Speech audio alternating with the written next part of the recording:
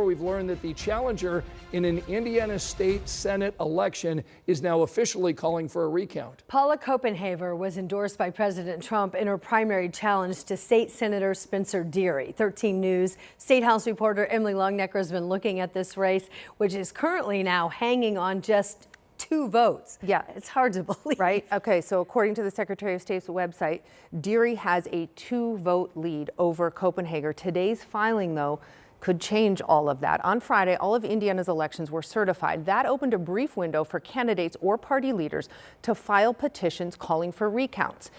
In a statement, Copenhaver said in part, quote, "We have obtained documented evidence of illegal voting by unqualified voters in the Senate District 23 Republican primary. We are formally pursuing a recount to ensure votes were properly counted and returned in this very close election." We have reached out to lawyers for Deery, but we have not heard back yet. So what happens now, Em? Okay, so now that the petition has been filed, the recount petition has been filed, the process can start. And what that involves is the state police going and securing all of these ballots in this election for Senate District 23, which includes West Lafayette. After those ballots are secured, staff from the Indiana State Board of Accounts will examine all of the ballots. This is a bipartisan body, and they will have observers from the campaigns with them. If one of those observers challenges a vote, a ballot, it will be sent to the Indiana State Recount Commission for review. And the Recount Commission, they will either certify the ballots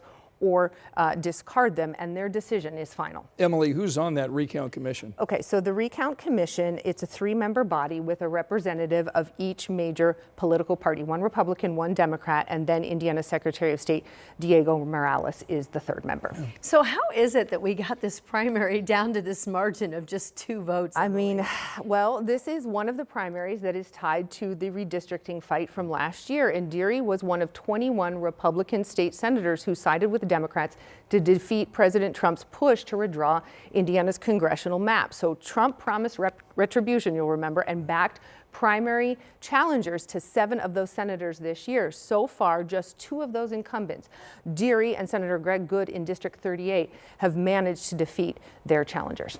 Yes, it just sounds like a lengthy process. How long will it take for all of this to happen, Emily? I mean, that's the question, right? Because they have to go down there. First, the state police have to secure those ballots, which is probably happening as we speak, right? They call it impounding the ballots. They'll put a lock on the door, basically, and guard those ballots. Then the staff from the State Board of Accounts has to go down and look over one by one each of those ballots and decide. So that could take some time. And then all of the ballots that are in question, that are challenged, that goes to the Recount Commission, and that will be a public hearing where they will examine each ballot that's been challenged. So it could, we could be looking at some time here. Yeah, I'm wondering how many ballots there are in that area. Tens of thousands, hundreds of thousands. Yeah. We'll find out how many get challenged. Yeah, okay. Okay. Well, thank you so All much. right.